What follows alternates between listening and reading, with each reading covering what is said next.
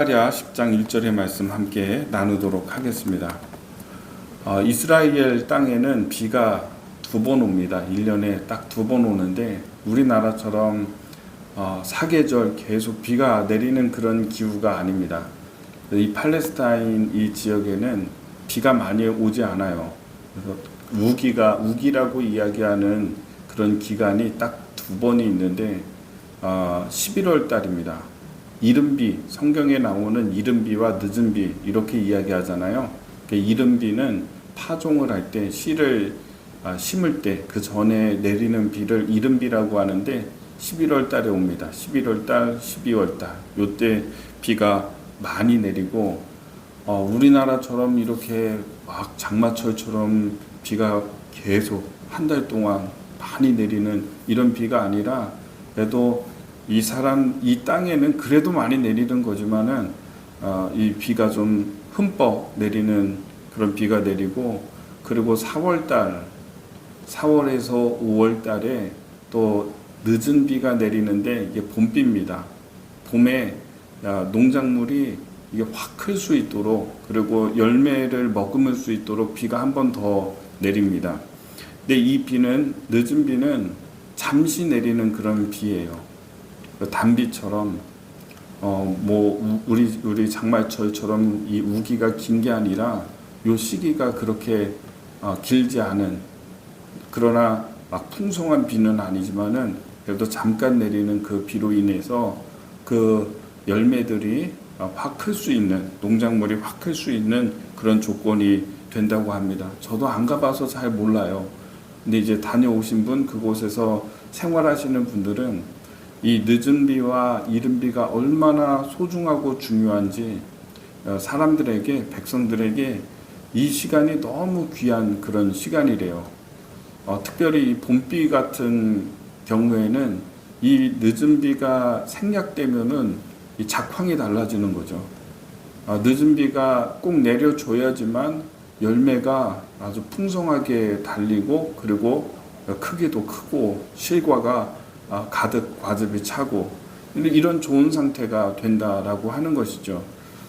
이스라엘 땅이 이런 늦은 비와 이른 비 이게 꼭 있어야 되는데, 그래서 가만히 보면은 이게 진짜 젖과 꿀이 흐르는 땅이 맞나 이런 생각도 듭니다. 이렇게 비가 안 내려서 이게 좋은 땅일까? 이렇게 생각이 좀 들죠. 우리나라는 계속 기다리면 어쨌든 비가 내리잖아요. 봄에 비가 좀 안 내려서 농부들이 좀 괴롭고 고통스러울 때도 있지만은 그래도 기다리면 비가 내립니다. 근데 이 땅에는 기다려도 비가 내리지 않습니다. 또 이 두 차례를 벗어나서는 비가 거의 내리지 않는다고 합니다. 그러니까 만약에 이 늦은 비가, 봄에 내리는 비가 한번 내려야 되는데 내리지 않고 안 내리면요, 그럼 그냥 지나가는 거예요. 그 기간 동안에 내려야지, 안 내리면 기다리면은 다시 비가 내리는 게 아니라 그냥 지나가 버리는 거죠. 계속 1년 내내 이제 비가 없는 거예요. 그래서 성경에 그 다윗 때에 3년 동안 비가 안 내리는 일이 있었죠. 근데 이게 굉장한 재앙이었습니다. 3년 동안 비가 내리지 않는다, 한번 생각해 보십시오. 엄청난 고통이거든요. 다 마르고 다 죽고 하는 거거든요. 그러니까 한번 이렇게 생략하면은, 하나님이 이 비를 주지 아니하시면은 그냥 1년 그냥 지나가는 거예요. 올 때 와야지. 그렇죠? 그러니까 그 땅이 참 좋은 땅이니까 그런 생각을 해보게 됩니다. 그래도 좋은 땅인 게 이렇게 이른 비와 늦은 비가 내려주기만 하면 좋은 땅이래요. 여기서 실제로 사시고 한 선교사님들 이야기를 들어보면은 괜찮대요. 선선하고 뜨거운 이 태양빛이 내려쬐는데 한낮에 43도 막 이렇게 올라가는 거죠. 광야 쪽에는 지열까지 했을 때는 막 45도, 6도까지 올라가니까 46도까지. 그런데 그늘에만 들어가면 괜찮대요. 그늘에만 있으면 선선하고. 우리는 지금 굉장히 습하잖아요. 이 장마철에 날도 더운데 습하기까지 하니까 더 덥잖아요. 밤에 이렇게 잘 때 많이 힘들잖아요. 근데 이스라엘 땅에는 그냥 선선하대요. 늦은 비, 이른 비 내려주기만 하면 좋은 땅이죠. 근데 오늘 성경의 말씀에 뭐라고 말씀하시냐면 봄비가 올 때에 여호와 곧 구름을 일게 하시는 여호와께 비를 구하라 이렇게 말씀하십니다. 무리에게 소낙비를 내려서 밭의 채소를 각 사람에게 주시리라 말씀하십니다. 봄비가 내릴 때 대부분의 경우는 재앙의 때, 하나님이 진노하셔서 재앙을 일으키는 때가 아니면은 봄비는 내리는 거죠. 비가 많이 내리지는 않아도 이른 비와 늦은 비는 내리는 거죠. 근데 당연한 거 아닙니까? 오늘 말씀에 보면 봄비가 내릴 때 봄에 하나님께 기도하라, 구하라 이렇게 말씀하고 있습니다. 그냥 내리는 걸 텐데, 그냥 비가 때가 됐으니까 내리는 건데, 근데 그때에 당연한 건데 하나님께 비를 내려달라고 구하라 이렇게 말씀하고 계시는 것이죠. 여러분, 이게 되게 중요한 것입니다. 내 인생에 나의 삶 가운데 매일매일 반복돼서 제공되고 있는 것이기 때문에 내가 당연하게 생각하는 것들이 참 많이 있습니다. 지금 이것도 봄에는 그럼 비 내리는 거지 뭐. 항상 내리지. 기다리면 내리지. 어쨌든. 그렇게 생각을 하는 거죠.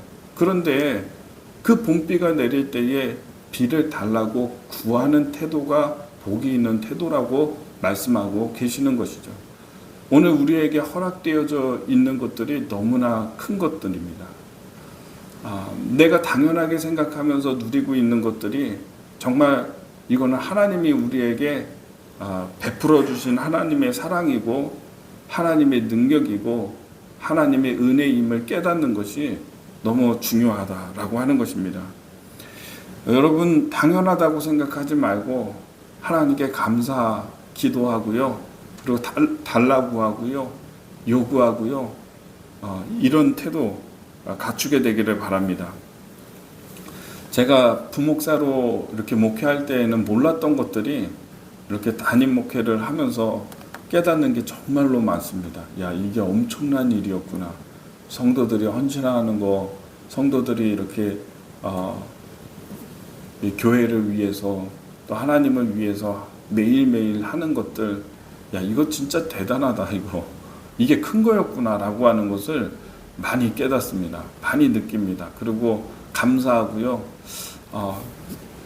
이제 부목사로 있을 때는 교인들이 무슨 행사를 할 때나 제가 어떤 것을 기획을 하고 그 일을 진행을 할 때나 항상 사람이 있거든요. 항상 그거를 돕는 사람들도 어떤 일이든지 그걸 참여하고 돕고 할 수 있는 사람 와가지고 권사님 좀 이 일을 신경 써서 해주세요 라고 이렇게 부탁하고 할 수 있는 사람들 와가지고 헌신하는 사람들이 있거든요. 그래도 없다고 해도 뭐 한 20명 30명 이렇게 있거든요.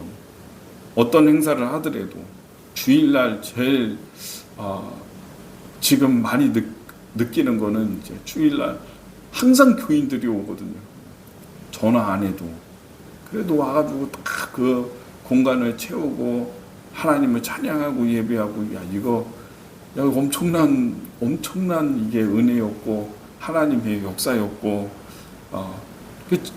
지금 와서 이렇게 생각을 해보면은요, 그게 참 감사한 일이었구나. 하나님이 일하시고 역사하시는 베푸시는 은혜였구나 이렇게 깨닫게 됩니다. 여러분, 당연하게 여기지 마시고 기도하세요. 다 기도하시고 구하시고 달라고 하시고. 출처가 어디냐? 하나님이라고. 이것을 주시는 분은 하나님이라고 하는 것을 내가 이야기하는 거잖아요. 그렇게 하나님께 구하고 감사할 수 있는 심령이 되기를 바랍니다. 그랬더니 당연한 것에 대해서 구하고 감사했더니 어떤 일이 있습니까? 소낙비를 내리셔서 밭의 채소를 각 사람에게 주시리라 이렇게 말씀하세요. 봄비는 이런 큰 비가 아닙니다. 근데 이게 원어로 보면은 큰 비예요. 큰 비. 소낙비 잠깐 한번 쫙 내리는 이런 비가 아니라 사실은 이 번역이 큰 비라고 이 번역을 하는 게 더 좋을 것 같습니다. 큰 비입니다. 이 큰 비가 노아의 홍수에 거기에 내릴 때 큰 비, 그걸 얘기하는 거예요. 많은 비를, 큰 비를 하나님께서 소낙비를 주시겠다, 이렇게 말씀하는 거죠. 잠깐 내리는 봄비를 구했더니 하나님이 큰 비를 주셨다, 더 주셨다, 이런 이야기입니다. 여러분, 작은 것에 감사하고 나에게 있는 베푸신 하나님의 은혜에 대해서 감사하고 그것을 구하는 태도가 되면은요, 하나님이 어떻게 하냐? 더 주시는 거죠. 작은 비, 봄비 달라고 했는데, 늦은 비 달라고 했는데 큰 비 주셨다, 이런 거예요. 지금 이 태도 너무 중요한 것 같아요. 그래서 작은 것에 감사하고 하나님께로부터 온 것이다 인정하면서 구하는 태도가 있는 사람에게 하나님께서는 그것보다 더 큰 거 주신다. 그것 말고 아니 그것도 주시고 더 주신다, 이런 이야기입니다. 한나가 하나님께 10년 동안 자녀가 없으니까, 자식이 없으니까 하나님께 기도했거든요. 기도했더니 아들 하나 주는 게 아니라, 사무엘 한 명이 아니라 아들 둘 더 주시잖아요. 딸 둘 더 주시고 3남 미녀를 낳죠. 아브라함 이삭 하나 낳기 위해서 하나를 구했는데 하나님이 8을 주시죠. 이삭 이후에도 7을 더 낳았거든요. 그러니까 하나님이 더 주시는 거예요. 넉넉하게 하시는 이 은혜는 이렇게 작은 것을 구하는, 작은 것조차도 하나님께로부터 왔다라고, 그리고 그 모든 것을 출처가 하나님 되신다고 당연한 것에 대해서도 하나님께 구하고 인정하는 사람의 태도가 되니까 하나님이 어떻게 하신다? 더 주신다, 더 많이. 그것 말고 또 다른 것도, 솔로몬이 하나님께 구할 때에 하나님 지혜 주세요라고 그렇게 구했더니 하나님이 지혜뿐만 아니라 부도 주고 명예도 주고 너에게 다 더 주시잖아요. 그렇죠? 근데 이 더 주시는 하나님의 은혜는 오늘 이 말씀을 이렇게 보면은요, 너희가 당연히 봄비가 올 때 봄비 내리겠지 하지 아니하고, 비 내리겠지 하지 아니하고, 하나님 비 주세요.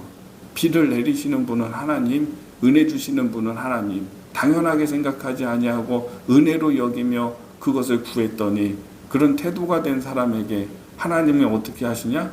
그것뿐만 아니라 작은 비 달라고 했는데 큰 비 내려주시잖아요.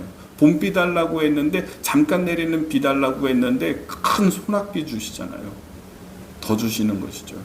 제가 열림교회 이제 교육전도사 할 때에 거기에 한 장로님 계세요.